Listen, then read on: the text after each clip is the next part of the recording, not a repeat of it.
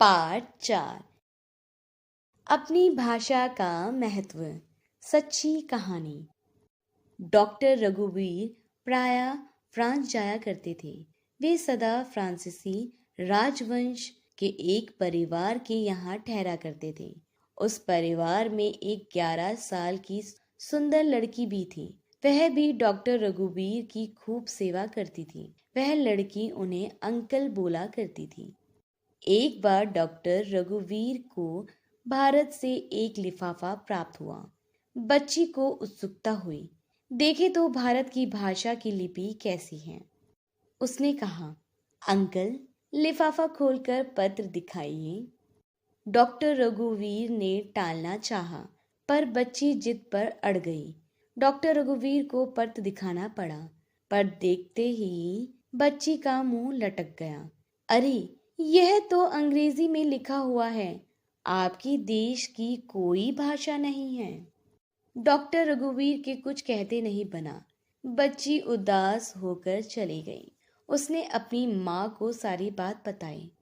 दोपहर में हमेशा की तरह सबने साथ साथ खाना तो खाया, पर पहले दिनों की तरह उत्साह चहक महक नहीं थी। गृह स्वामिनी बोली, डॉक्टर रघुवीर, आगे से आप किसी और जगह रहा करें। जिसकी अपनी कोई भाषा नहीं होती, उसे हम फ्रेंच लोग बर्बर कहते हैं। ऐसे व्यक्तियों से हम कोई संबंध नहीं रखते। गृह स्वामिनी ने उन्हें आगे बताया, मेरी माता लॉरेन प्रदेश के ड्यूक की कन्या थी। प्रथम विश्व युद्ध के पूर्व वह फ्रेंच भाषी प्रदेश जर्मन के अधीन था। जर्मन सम्राट ने वहां फ्रेंच के माध्यम से शिक्षण बंद करके जर्मन भाषा थोप दी थी। फलतः प्रदेश का सारा कामकाज एकमात्र जर्मन भाषा में होता था। फ्रेंच के लिए वहां कोई स्थान न था। स्वभावतः विद्यालय में भी शिक्षा का माध्यम जर्मन भाषा ही थी। मेरी माँ उस समय 11 वर्ष की थी और सर्वश्रेष्ठ कॉन्वेंट स्कूल में पढ़ती थी। एक बार सामग्री कैथराइन लॉरेन का दौरा करती हुई उस विद्यालय का निरीक्षण करने आ पहुंची। मेरी माता अपूर्व सुंदरी होने के साथ साथ अत्यंत कुशाग्र बुद्धि की भी थी। सब बच्चियां एक कपड़ों में सज धज आई थीं। उन्हें पंक्ति बंधन खड़ा किया गया था। बच्चों के व्यायाम, खेल आदि के प्रदर्शन के बाद साम्राज्ञी ने पूछा कि क्या कोई बच्ची जर्मन राष्ट्रीय गान सुना सकती है।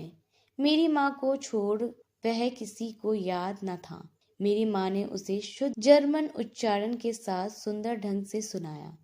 साम्राज्ञी ने बच्ची से कुछ इनाम मांगने को कहा। बच्ची चुपचाप रही। बार बार आग्रह करने पर वह बोली, महारानी जी, क्या जो कुछ मैं मांगूं वह आप दोगी? साम्राज्ञी ने उत्तेजित होकर कहा, बच्ची, मैं सम्राज्ञी हूँ। मेरे वचन कभी झूठा नहीं होता। तुम जो चाहो मांगो।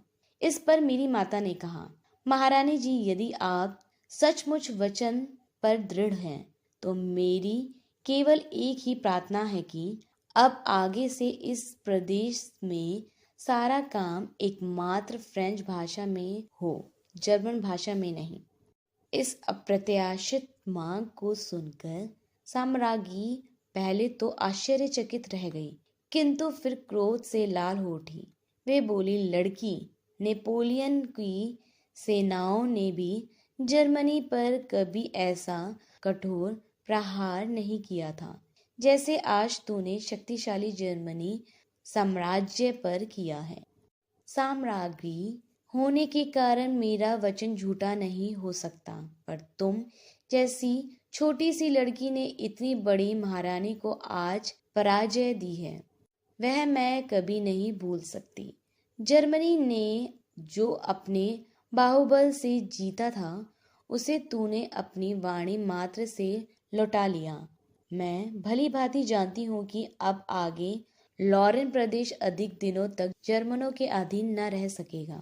यह कहकर महारानी उदास होकर वहां से चली गई। गृह स्वामिनी ने आगे कहा, डॉक्टर रघुवीर, इस घटना से आप समझ सकते हैं कि मैं किस माँ की बेटी हूँ।